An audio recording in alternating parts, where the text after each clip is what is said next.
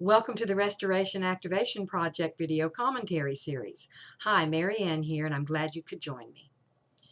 In the last couple of commentaries, I have been exploring and sort of breaking down the ongoing balancing process that's continually unfolding throughout the whole of consciousness. And what consciousness is seeking in that process is to balance itself between its regressive and progressive aspects. The two fundamental aspects, the duality, the inherent duality of the whole of consciousness and how that works. And basically from a really zoomed out perspective so that we could really grasp and begin letting that percolate and embodying that understanding so that we can get into the flow of that in our day-to-day lives and really seeing things from that perspective, which empowers us in our day-to-day creation, our choices of thought, emotion, and behavior. And in the last commentary, I was contrasting some of the fundamental differences between regressive and progressive consciousness and creation. And I highly recommend that you, if you haven't already seen them, to go back and watch those 3 videos. And I'll provide links below for those of you that haven't seen them. And in this commentary, I'm going to be continuing in that vein of exploration, but I'm going to start bringing it more into practical application, our day-to-day lives, how we can empower ourselves with this knowledge and begin to really deeply understand and embody it so that we can begin creating in the flow of the balance, creating in a more progressive mode of creation, those of us that are on this journey, and really begin looking at this process and the fundamental differences between regressive and progressive consciousness, and using that to create, consciously create, and be aware of what we are putting out energetically and our creations into this world, into this reality. And a beautiful, unfathomably remarkable condition in the makeup of our reality is the fact that, first of all, we were created to be, and we are energetically interlaced with our reality. And what that means is, pure and simple, we're the creators. Not the highly advanced beings that created us initially, but we are the creators. We are the means by which our reality unfolds, the ways in which it unfolds. I mean, that's the beautiful part of this reality, is that because of that interface, we can see. All we have to do is want to see and be consciously looking to see how we're creating. Because the beauty of this reality is that it projects back to us. Some call this mirroring, but this reality was designed to show us from one moment to the next what we're creating and enable us to experience the consequences, whether those consequences be regressive or progressive. And whatever it is that we're being shown is what we're meant to work with in order to keep progressing, enabling core self, soul, whatever you want to call that, your highest order being, the administrator and guide for all versions of yourself. And because that's what it's seeking, that, you know, this beautiful dual purpose. Not only is consciousness balancing itself between its two fundamental aspects, regressive and progressive, but this reality shows us, once we begin getting more in tune with our purpose in this reality, in other words,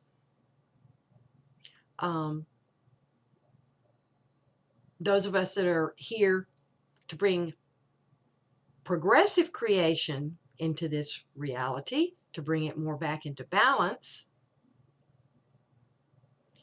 it shows us the things that we need to work on. I mean, it beautifully projects that back to us. We project outward, and those projections get shown back to us. Okay, so that's what I'm going to be looking at today. And before I really kind of get into that, I think it's really important and necessary to explore self-responsibility. And what does self-responsibility really mean? Well, to get a really good handle on that, we need to step back a minute and look at what we really are. Let's refer back to what we really are. We are extensions of core self, holographic energetic projections, one version of core self, soul, extended, calibrated to be able to function within this reality, not only for purposes of balancing, and it's just mind-boggling how all this works. And I don't know how it all works. I just know that this is, just certain aspects of it that I'm learning. And the very fact that it's not only part of the balancing process, but core self wants us, on its behalf, to see this as growth opportunity, to learn more about ourselves itself.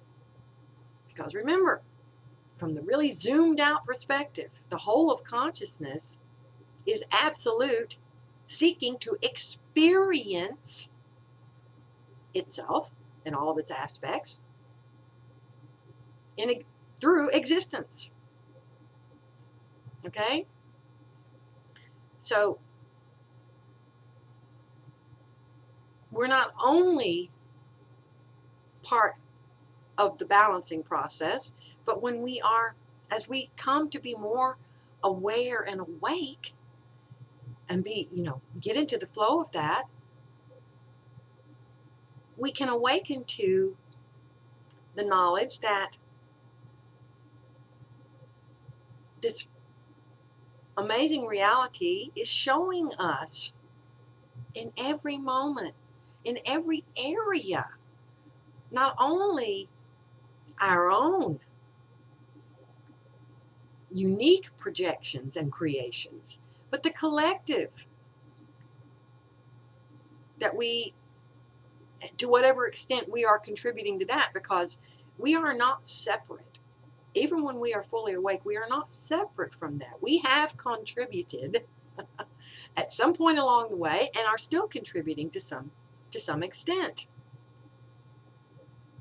And that's part of the work of the conscious journey of awakening. So we can step back, look at that process, and now I'm going to talk about self-responsibility. Now, when you look at and really consider what we really are, how we are an extension of core self, an aspect of core self, seeking consciously, participating in consciously the balancing process, while simultaneously understanding that this is also an opportunity to continue expanding and exploring itself as a higher order extension of the whole of consciousness, which is what we all are. We're all extensions of the whole of consciousness. Okay?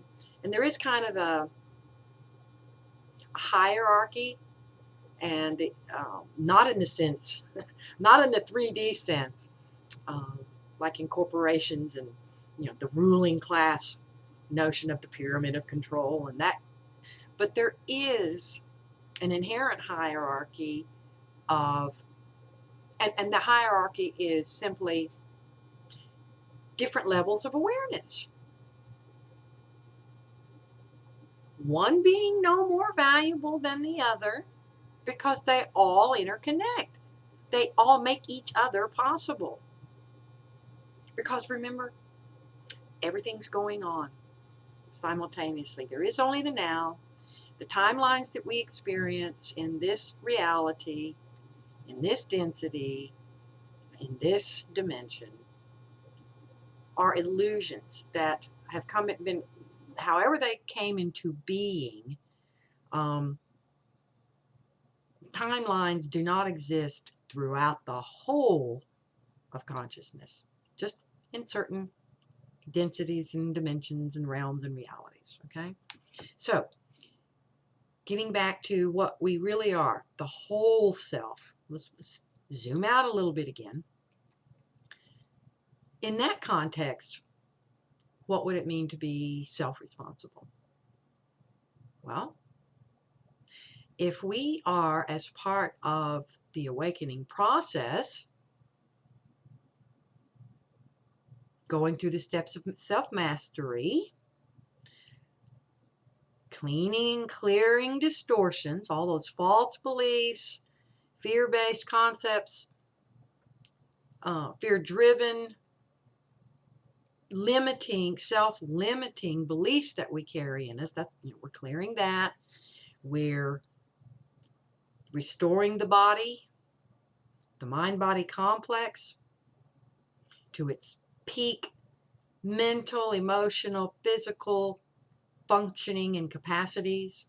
We're working with our energy centers, the mind center, the heart center, the intuitive creational center, clearing those aspects of ourselves, learning to expand them and become masters of those, knowing when to expand and when to restrain, and experimenting with that, keeping them aligned and in balance and in functioning in harmony with each other.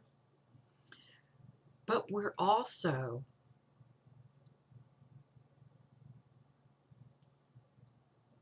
doing this so that we can more fully transduce, embody and transduce core self-intelligence, core self-will, core self-intention for this version of itself in the balancing and growth processes.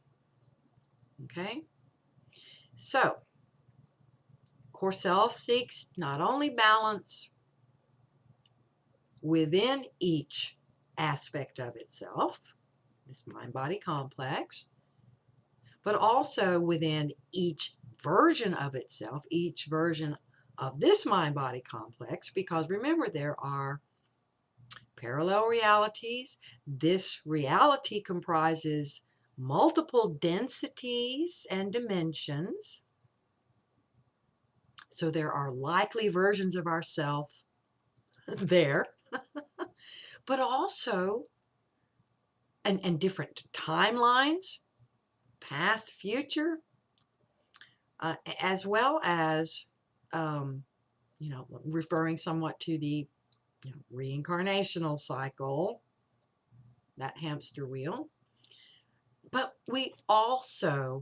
there are other versions of core self, itself, ourselves, that are non-human, non-physical in the sense that this mind-body complex is.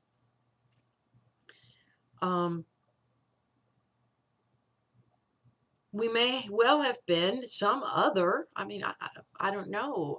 Some people have other version or past life memories and have actually experienced themselves as other forms of life, perhaps a reptilian or an insectoid or some other form, an Arcturian, a Syrian, part of the Orion goings on. But in any case, this is core self. All of these aspects, all of these versions are part of the whole of core self. They comprise that. So, responsibility. What would self-responsibility mean when you take all those things into account? Am I responsible for every version of myself? Every aspect of myself? Yes and no. Okay, now I'll explain that.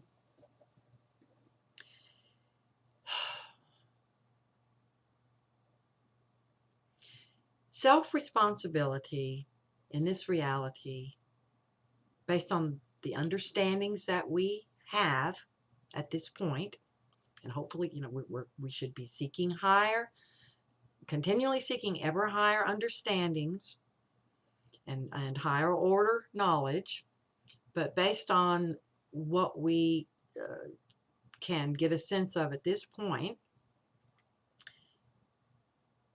no, in the one sense, we are not responsible per se for every version of ourselves. How could we be when we're not even aware what other self has done, is doing, will do directly?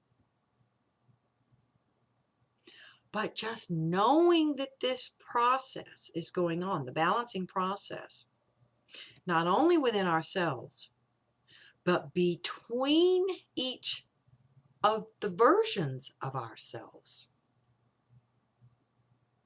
Now just think about that for a minute. How could we apply that to our current existence in this mind-body complex, in this reality at this time, on a conscious journey of awakening? What would that mean? Well, first and foremost, it would mean what it means to me, and your interpretation could be completely different. But first and foremost, that's exciting. It could be intimidating too, but it's exciting to know this, to understand that, just to be aware that this is going on empowers me. It empowers my choices, the way I see things when I look at the people in my life, when I look at the world as a whole and all of the goings on, whatever they may be, regressive, progressive. But to start understanding that, and to understand that I cannot possibly, this one expression at this time, right now, I want one little expression of core self, of the whole of consciousness, possibly grasp all of the inner workings and the forces, as well as the expressions of consciousness and all of the interactions that are occurring as part of the balancing process. I know that. I'm good with that. But in terms of self-responsibility, it is my responsibility to come to understand that more and more. That's my responsibility. So that I can bring that understanding into my creation right now, in my life, in my day-to-day living, my day-to-day choices of thought, emotion, behavior, and action. My moment-to-moment creation.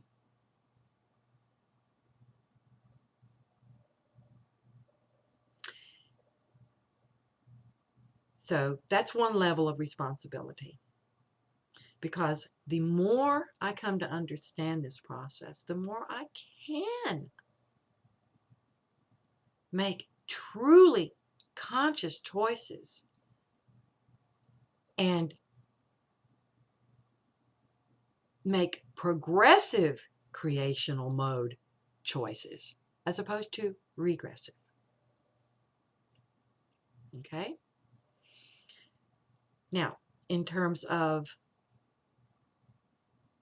the other aspect of self-responsibility, am I, or I should say, I am responsible. This getting a deeper understanding of this higher order knowledge.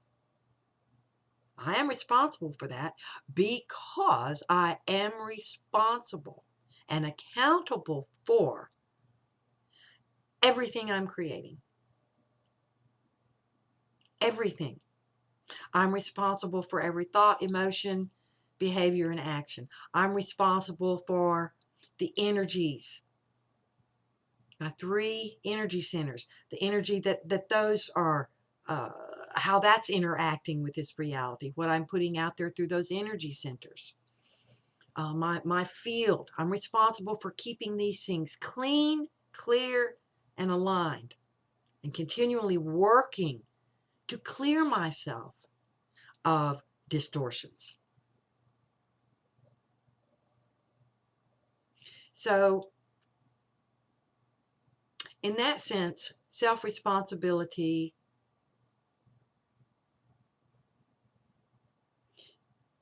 is an ever increasing dynamic. Now, I was no less accountable for my creations prior to my understanding, my coming to this knowledge and beginning to understand and embody it. I was no less accountable because this is my core self's intention for me in this lifetime is the conscious journey of awakening. So, because of that, I'm accountable for everything that came before my awareness of that in this lifetime. And other versions of myself and other realities and other dimensions and densities and timelines within our reality. So in that sense, I am fully accountable. Even if my choices of thought, feeling, and behavior and action have been conditioned, deeply conditioned and engineered, both psychologically and genetically, for the most part. That doesn't matter. Because I am here now on this journey of awakening, I am accountable.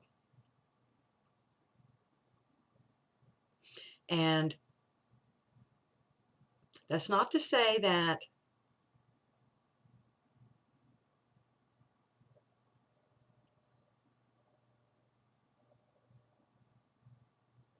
let me step back a minute and try to get a better handle on this in terms of expressing it.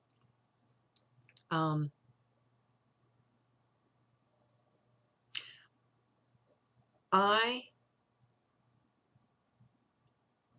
as a mind-body complex that is who is, of mental capacity to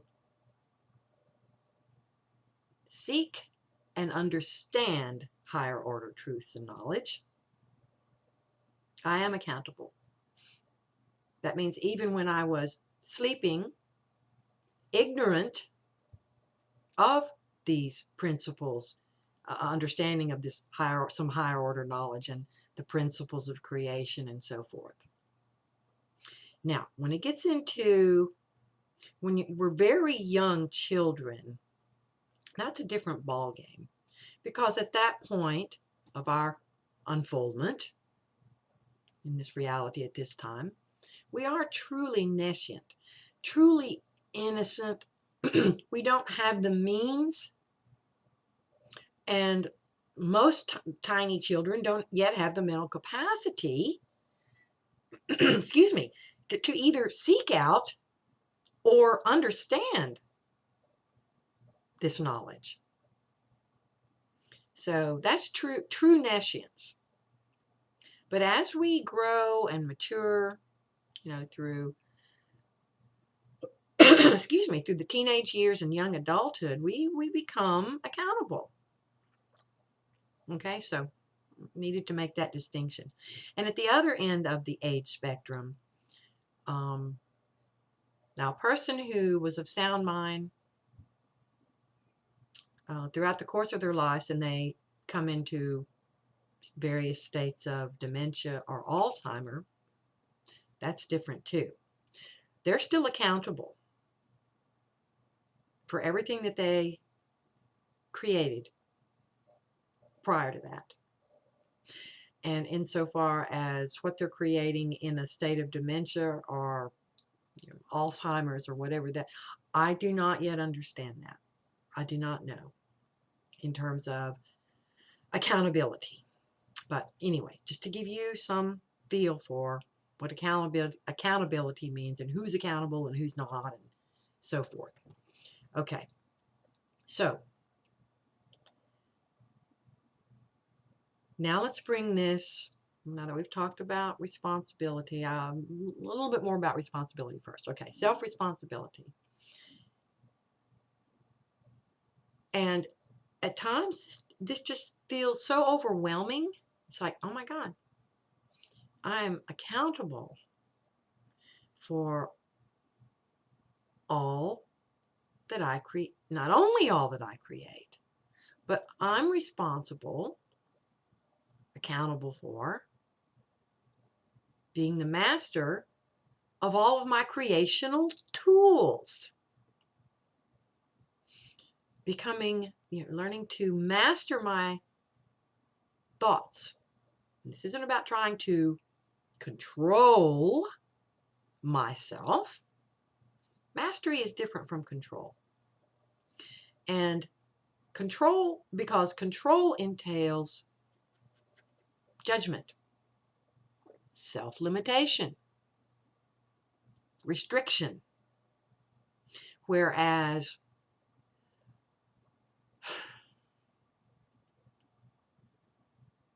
self-mastery revolves around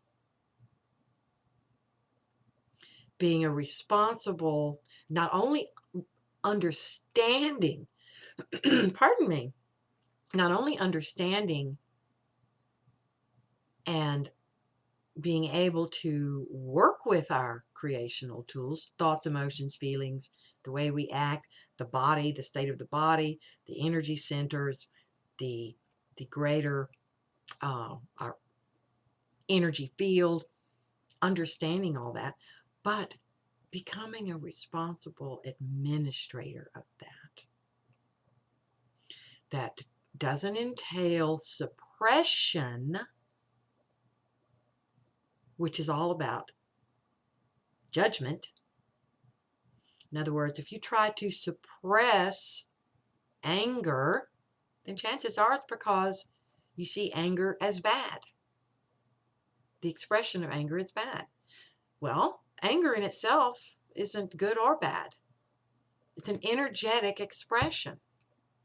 Where self-mastery comes in, it's being a responsible administrator of that creational tool.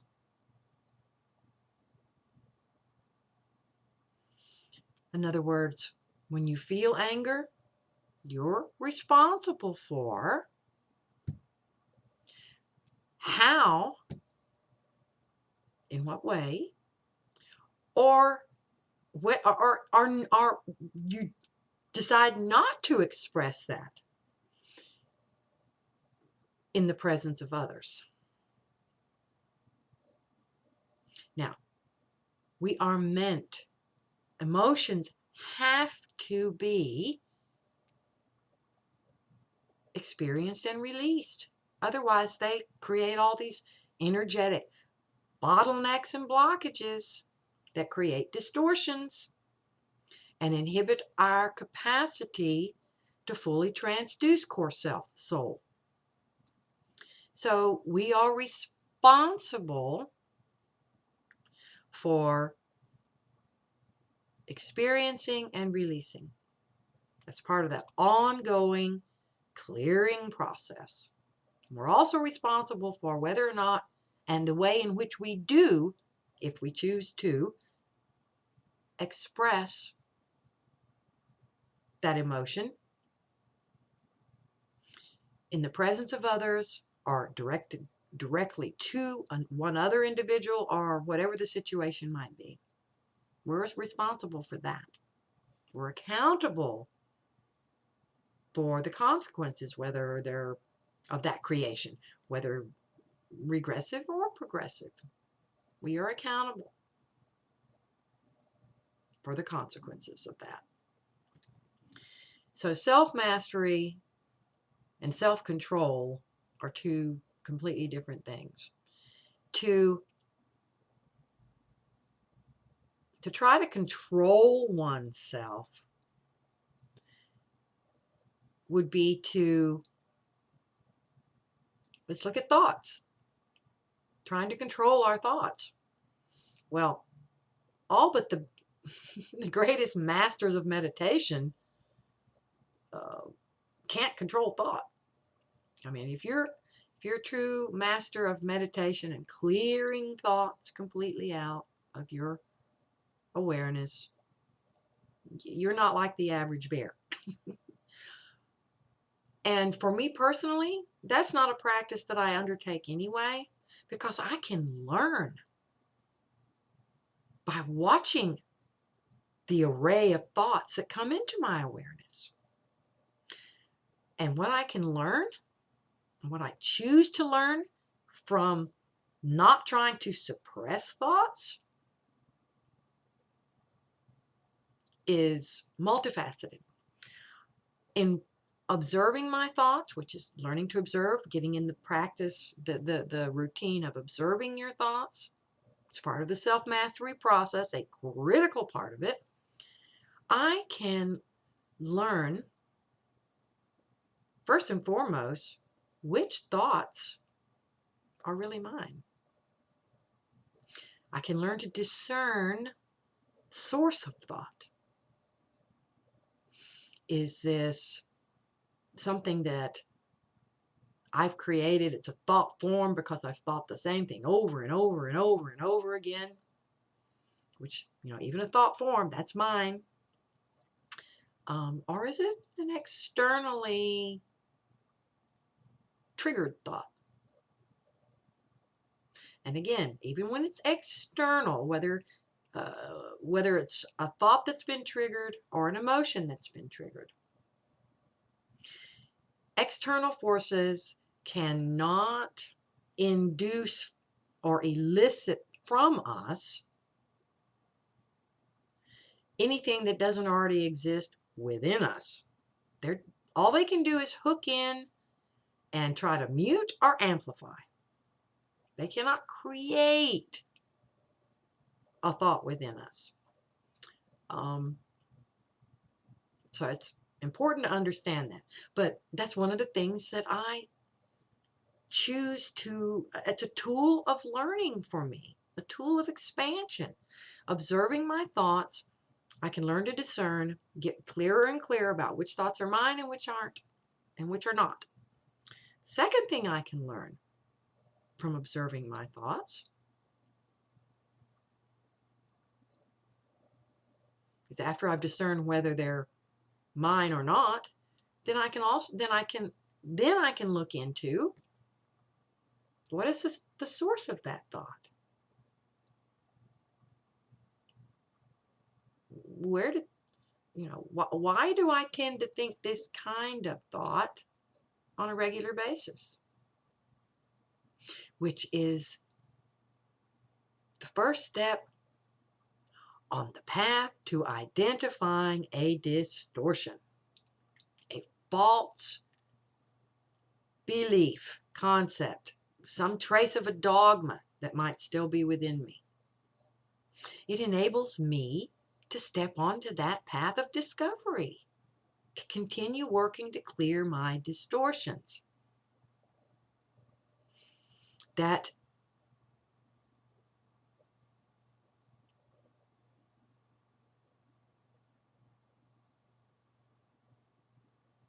are the source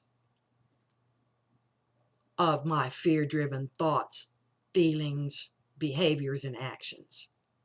They're the source of those thoughts and emotions. Okay? So that's the second thing I get out of observing my thoughts.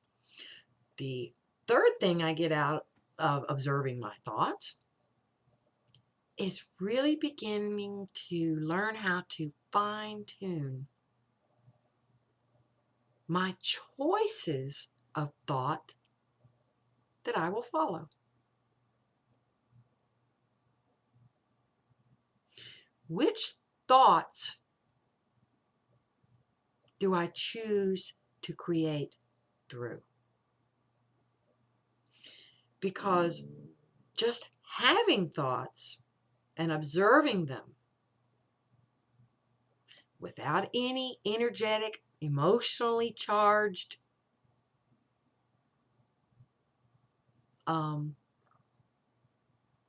engagement, when I'm just observing without any emotional charge behind it and just observing those thoughts, I'm not creating.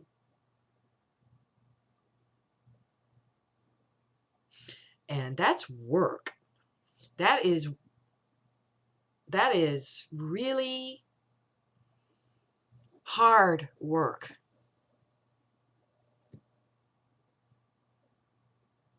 But I savor it because it is important work to be able to observe thought without emotional charge behind any of them is part of the self-mastery process, part of learning how to create intentionally through progressive consciousness.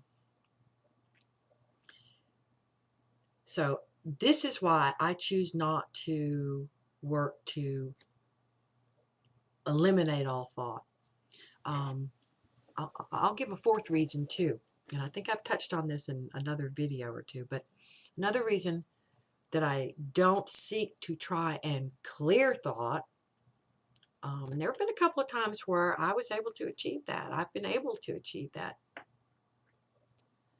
But I felt very open and vulnerable to whatever other forces or energies or entities of any nature. I felt very susceptible.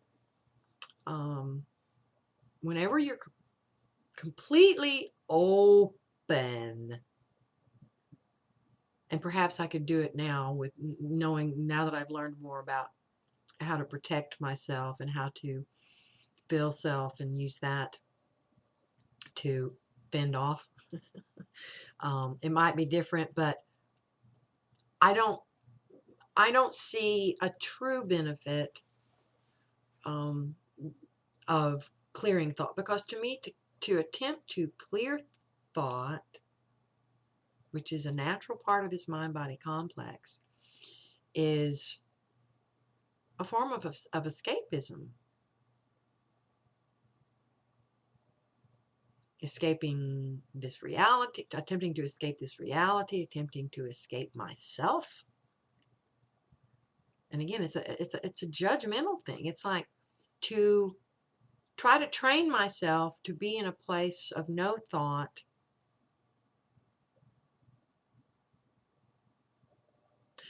in some way. For me, I infer from that that would be, it's like, okay, thoughts are somehow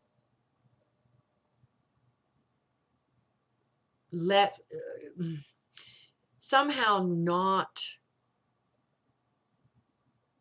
to be seen as a part of higher awareness.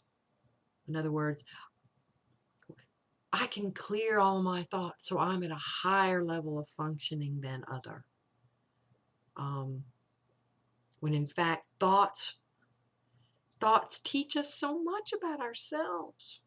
And again, there's no judgment in me speaking about my choice to not try to clear thoughts. If that works for you and you're able to progress and you feel as if that expands you and enables you to further transduce will of whole self, the whole of consciousness, core self, soul, whatever you call it, then keep doing it. I'm just telling you what I do and why I do it or don't do it. Okay? Things for you to explore and consider. This isn't about persuasion, but clearing thoughts aside, by observing my thoughts, taking the steps that I described to you. First, determining if it's my thought, and that it's really fine-tuning my discernment.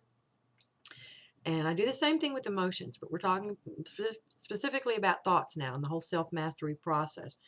And then following the thoughts that I have more frequently than others, and following them down the little trail to see what false belief they've arisen from, so that I can get that out by the roots. And then by observing thoughts and understanding now, even before I've been able to maybe get rid of all of the false belief that may be the source of various trains of thought, it's movement. And then I can start recognizing, well, this is a little bit different thought, but it seems very familiar to me. So there's another aspect, another little piece of that false belief that maybe I just haven't seen yet. I need to keep looking and keep connecting, watching, observing thought from a place of non-emotional charge. Observe, observe, observe. And now I'm going to tie this back into emotions. Emotions need to be felt. They do not need to be suppressed in any form or fashion. However, we are responsible for our choices of expression. In other words, whether we do or do not express them in the presence of others or to another. Feeling them and expressing them, two different things. They always need to be experienced, felt, released. And I'm not going to tell you that it's always appropriate to do anything. That'd be crazy. Be a fool to say so. Because nothing always applies to everyone all the time, ever. Okay? However, there are times when, although there are times when it is appropriate to express emotionally. By and large, if you're on a conscious journey of awakening, my understanding is that my learning process in this is to create through progressive consciousness, and my understanding of progressive consciousness and creation is that they are transcendent. Okay, now let's talk about transcendence in this context.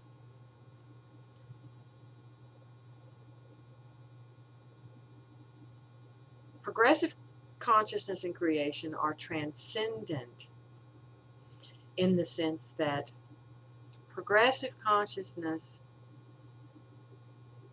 zooms out, looks at the whole to the best of its understanding, the whole unfoldment, understandings of the balancing process to whatever extent you are at that point, understanding, coming to more deeply understand the differences between regressive and progressive expression, and acceptance of all. The unfoldment, acceptance of the unfoldment, real love, the acceptance of the unfoldment of reality and creation as is. Real love and real self-love. And I'll state it again, acceptance, utter acceptance, including accepting the value, the inherent need for regressive consciousness in the creational process, because it creates the friction, it's the opposing energy, the friction in opposition to progressive that enables creation. And you operate from that understanding without judgment. Progressive creation is no more valuable or pertinent than regressive creation. Now, from moment to moment, we're responsible for our choice of creational mode, progressive, regressive. We're responsible.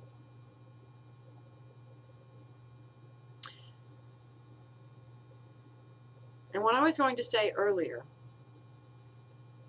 when it comes to real love, the utter acceptance of all that is, that does not mean that we approve of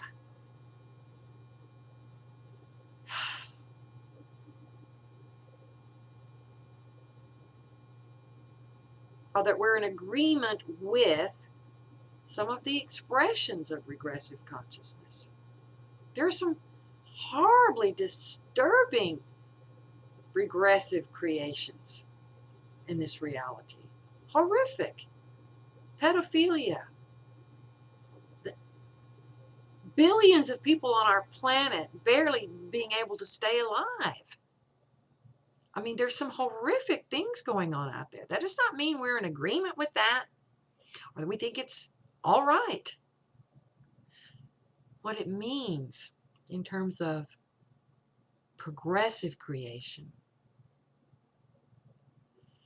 is that we see that and we commit even further to balancing that out through progressive creation. And it doesn't mean that we do not help in other ways, if we can do that. If we choose to work with children, with victims, or to help provide resources to those who are unable to provide for themselves, doesn't mean that we don't do that. As long as we're not doing that from a place of regressive creation. Because otherwise we're just contributing. We're keeping things out of balance. And the ways that we would do those things through a regressive creational mode would be, if we're doing them for self-aggrandizement, self-importance, to feel better about ourselves, or if we're doing them, which is egoic based, which is fear driven, or if we're doing them, it's like, oh, I've got to do this. I better do this. You know, if I want to go to heaven. So that's when you're contributing. That's the way in which you create through regressive creational mode. And then those creations of giving money, contributing your energy, to work with children or whatever it is. That is not progressive creation. Okay? So, this is the way in which, because progressive creation is not fear-driven. It's real love-driven. Progressive creation continually seeks ever greater capacity to carry out its mission to restore balance, transduce, bring core self, higher awareness, knowledge, creational capacities into this reality. Notwithstanding and without subordination to regressive consciousness and creation. That's transcendence. That's how progressive consciousness and creation are transcendent. It is in that way that one can transcend.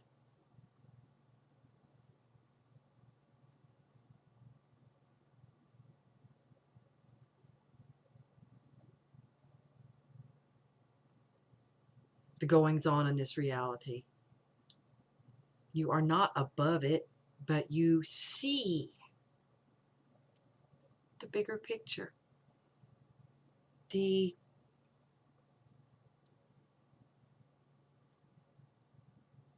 starting to sense, have some inkling of an understanding of the greater goings on. And you continually open yourself, ask core self, and listen. We don't always like what we hear. We get the answers, but ask and then listen. And I'm not saying core self does not speak to us. By and large, I've talked to a lot of people about this. It's not a voice. It comes to us through synchronicities, by and large, through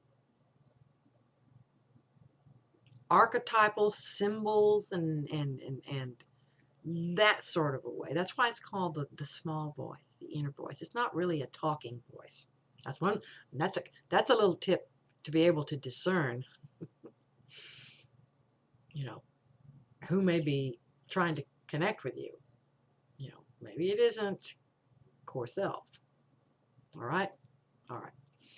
But it is in that way that progressive consciousness and creation are transcendent. Because while accepting the unfoldment of reality as it is, one is simultaneously, not through lack of awareness, but by clarity, distinct awareness of regressive creation and consciousness, and creating through progressive consciousness, notwithstanding and without subordination to regressive creation.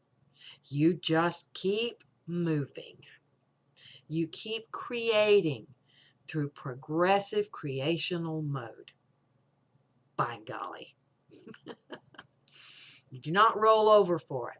Now, that's not to say that sometimes, if we are in one of those situations, whether it's with another physical being or a non-physical being, of a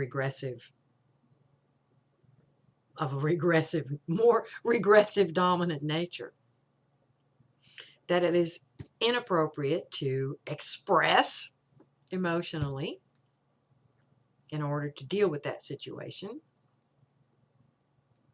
When boundaries are being crossed, when do no harm boundaries are being, or the rule of engagement, the do no harm rule of engagement is being transgressed by other.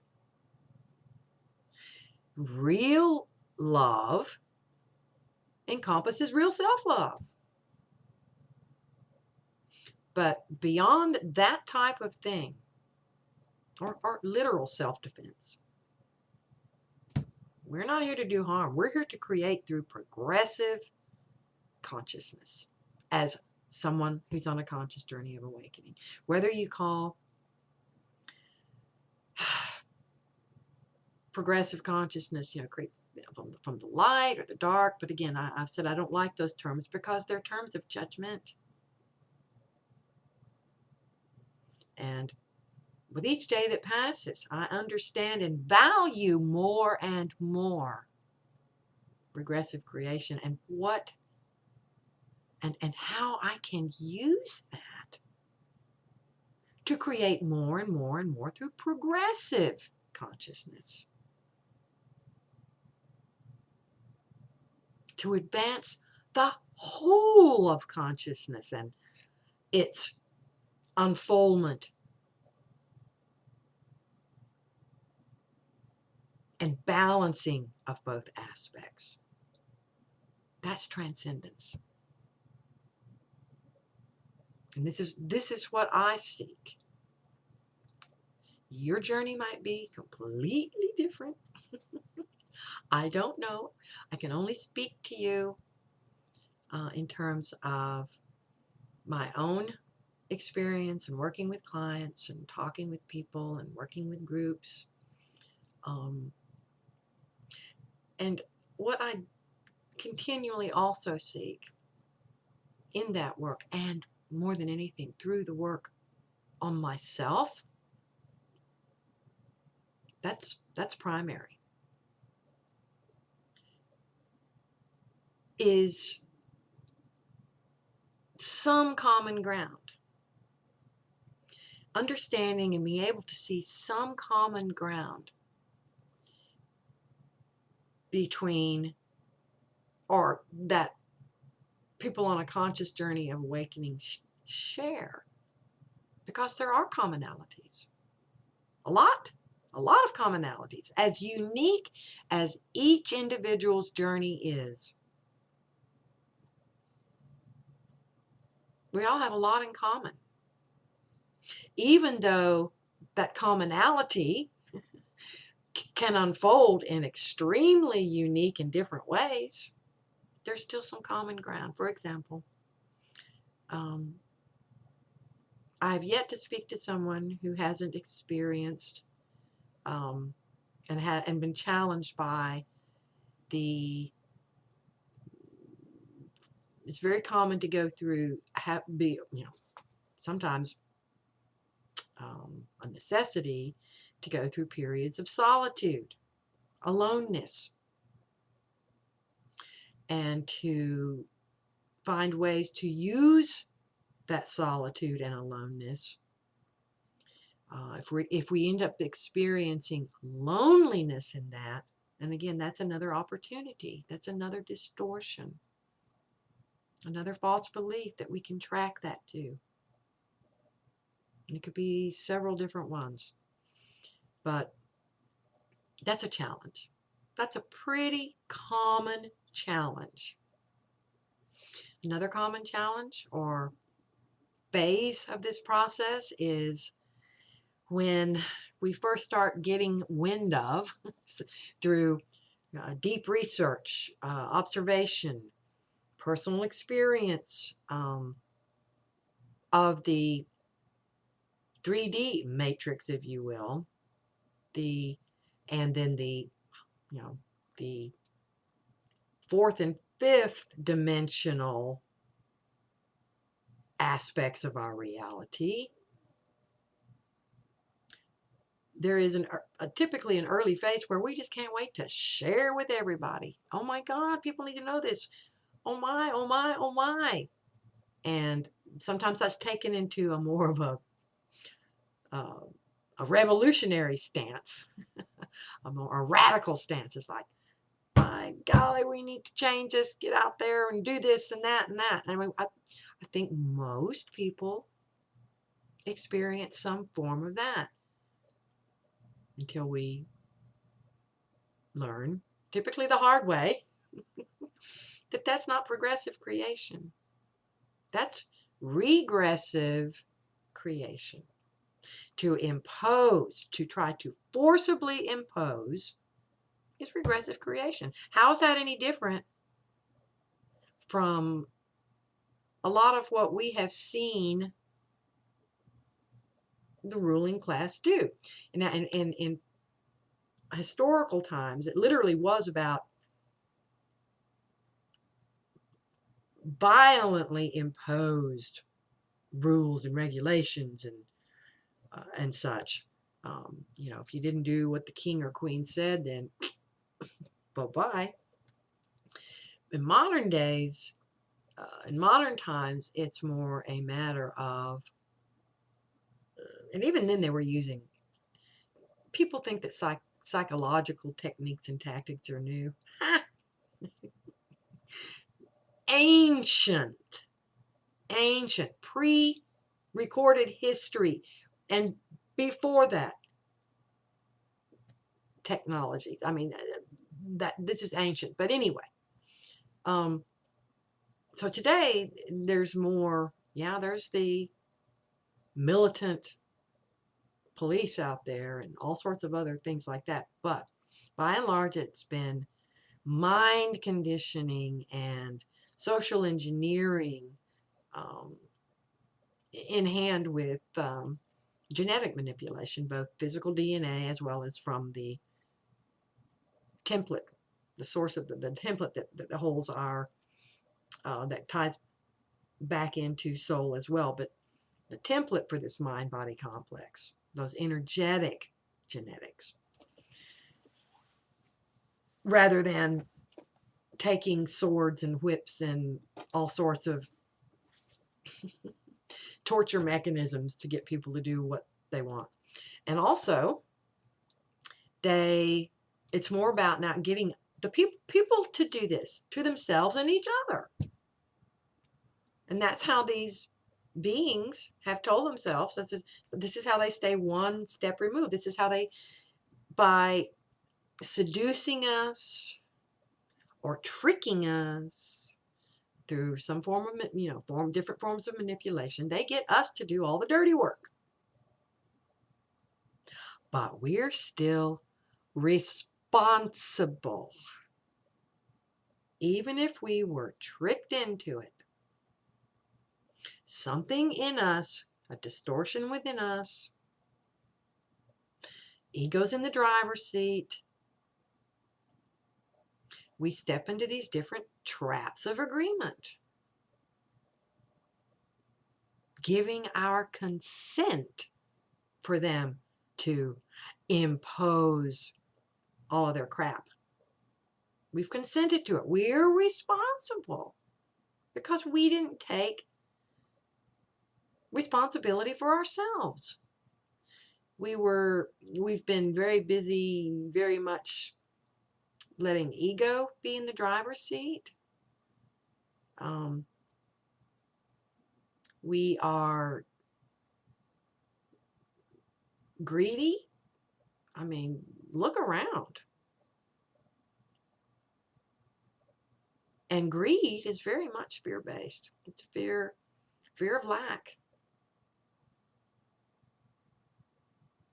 Fear of lack of abundance.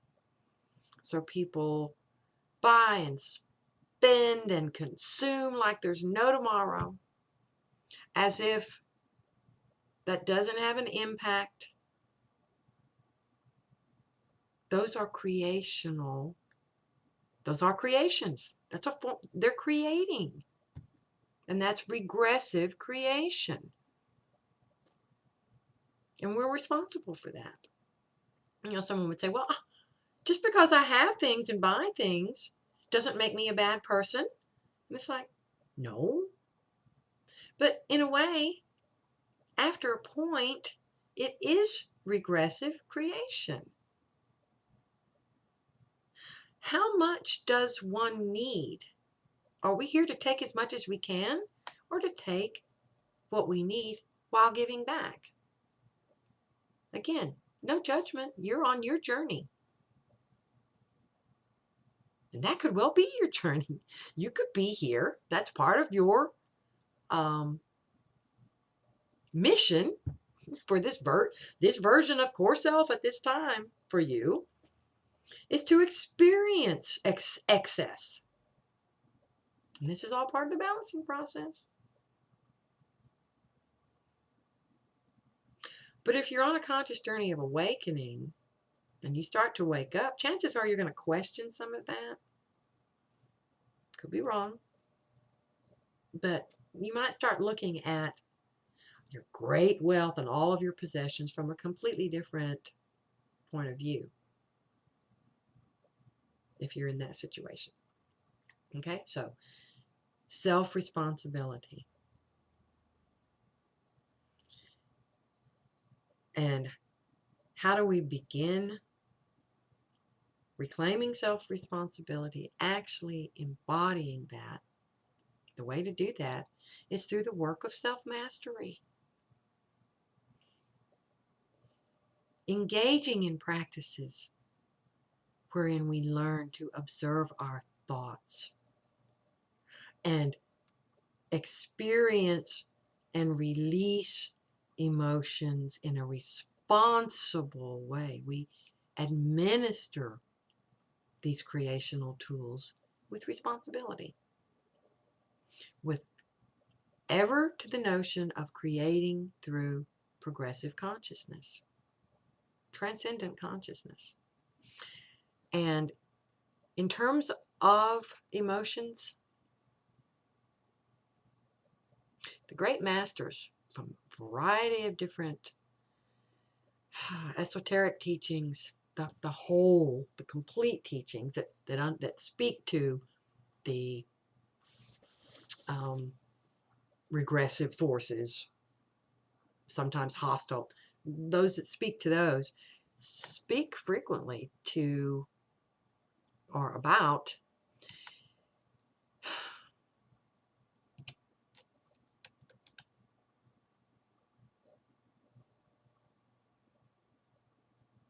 well, in terms of transcendence, they speak to emotions in terms of,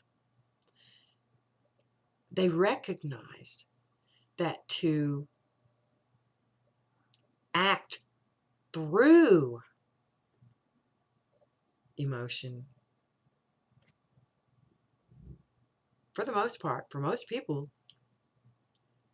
distorts and puts us in regressive creation mode, because we are not clear.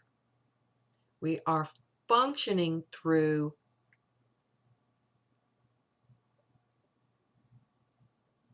an energy force rather than from a place outside of that, a place of transcendence. Transcendence means that we are seeing things from higher perspective, and to operate through an energetic force limits us. Going back to anger, we talked about anger earlier. If we're responding, and again, this does not apply to every situation, every person, in every moment, okay? But by and large, if we are responding to another person, a situation, or whatever, through anger, then that energy has become our master. We are not master of that energy in that moment. That energy is driving our choice of thought and behavior in that moment.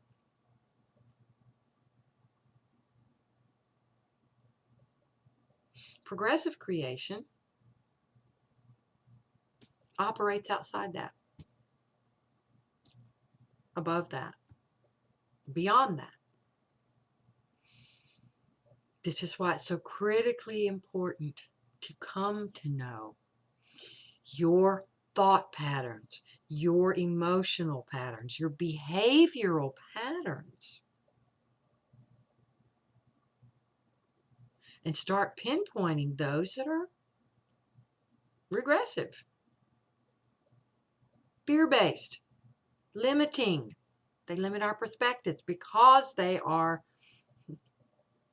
typically emotionally charged.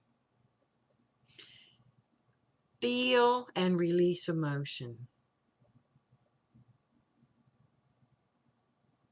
but do not respond through it. Rule of thumb, suggestion. It does not mean that anger or sadness, compassion, feelings are ever inappropriate. But they're always pathways to discovering. They're like little compasses. They let us know where we are at any moment. And do we need to make a course correction? Or, we're on track. That's what these tools let us see. This is what our creations let us see. Thus, we are responsible for our creations, because who else but us could be responsible for our thoughts and feelings and behaviors and actions? Who would that be? Even if they're primarily mind conditioned, social engineering, or genetically engineered. I know that sounds counterintuitive, but that's just the way it works. Whether we like it or not, we are responsible. Because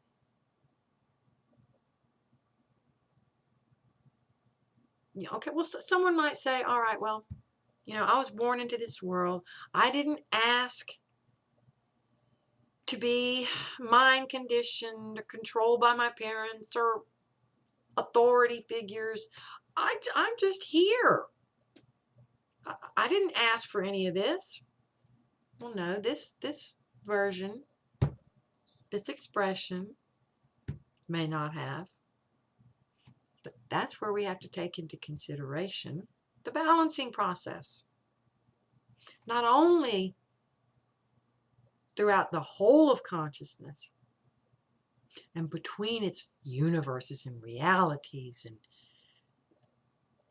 all of those types of expressions, dimensions and densities and realms, but down to ourselves, within ourselves, and the different versions of ourselves. And the more I resisted and said, telling myself, what did I do? I didn't ask for this. I'm aware of this. And so why is this happening? That's when I started saying, okay, wait a minute. What am I carrying? What distortion or distortions am I carrying that, why am I in denial? Why do I have energy around this? Why am I angry? And there's again, there's nothing wrong with being angry, but what is it within me that I need to look at? That this situation can trigger in me.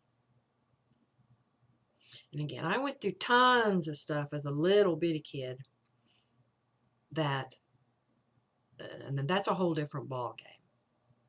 Because at that point, you are omniscient. But now as an adult, it's just not, you can't go back to mommy and daddy or society. It's like, I'm accountable.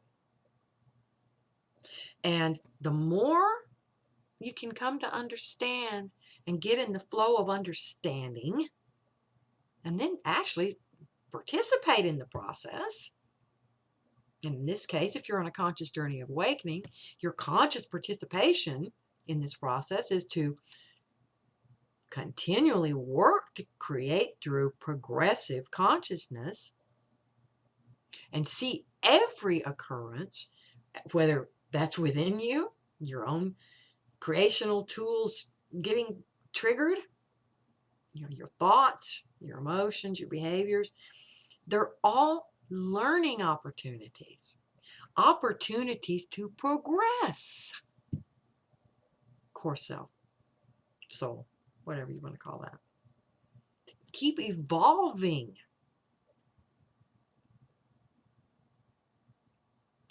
You're here on a conscious journey of awakening. If you're on that journey, chances are you're here to bring balance back into this reality. And to do that, and the only way to do that for you is through progressive creation as opposed to regressive creation. That's what's been stirring in you. I mean, it just feels, what you're seeing around you, what you've seen, it just feels so oppositional. You are so averse to that. You feel compelled to do something about it. Well, that's what the doing is. Progressive creation. It's not about going and waving signs, marches, and I'm not judging those actions. They're perfectly appropriate for many beings on this planet right now. But I'm saying chances are it's not right for you because it's not progressive creation.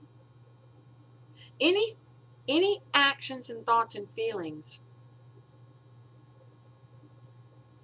that are in opposition to, that are in judgment of, condemnation of regressive creation are regressive creations. Real love, real self-love, utter acceptance.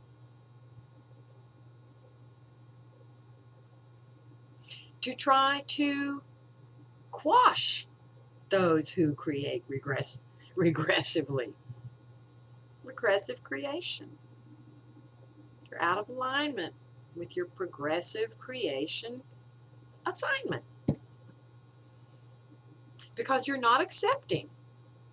And again, this isn't about like or approval or agreement with,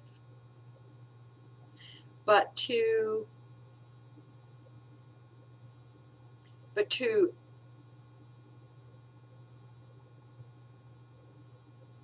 oppose through condemnation is regressive creation.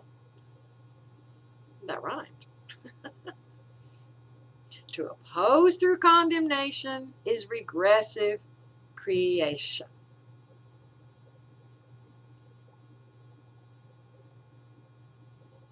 Because progressive creation is, in the sense that it's not regressive creation, is oppositional in that sense. But it's transcendent. It is not creating out of judgment, condemnation of regressive consciousness. You see the difference? I hope so. And on that note, I think I'm going to call it a wrap for this commentary. And I hope it's been of some more help and enlightening and kind of bringing things more down into this reality and trying to get a better sense of responsibility and taking, being accountable and continually empowering yourself to become more and more self-responsible. Because in hand with social conditioning, engineering, manipulation, genetic tampering, all that stuff, there was always human cooperation. Even if it wasn't your consent or mine, that's not the way most of these beings look at it.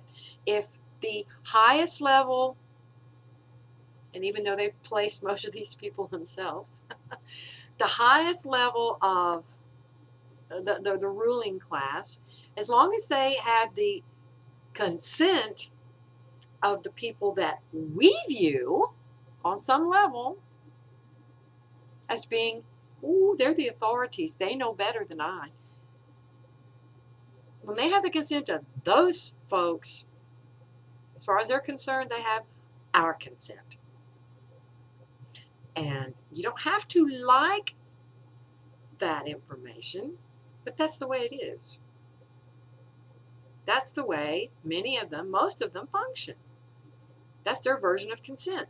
And they do it, we also step into that, some of those traps, from moment to moment in some of our choices. So, okay. Now I'm going to call it a wrap. Okay, if you have found this information helpful and you've been finding my other commentaries and articles helpful and you haven't already, I hope you'll subscribe. And not only on YouTube, but visit my website. Look at the articles if you haven't already been there. And when you also subscribe there, you get notified not only of the new commentaries as they come out, but new articles and new resources as they get published. So until we meet again, I'm not sure what I'll be talking about in the next commentary. Sometimes I know for sure, sometimes I don't. Today was, well, they're always just sort of unfoldings, but today, I had no clue until today. But anyway, take care on your journey. Hope it's progressing well, and I look forward to being with you next time. Bye-bye.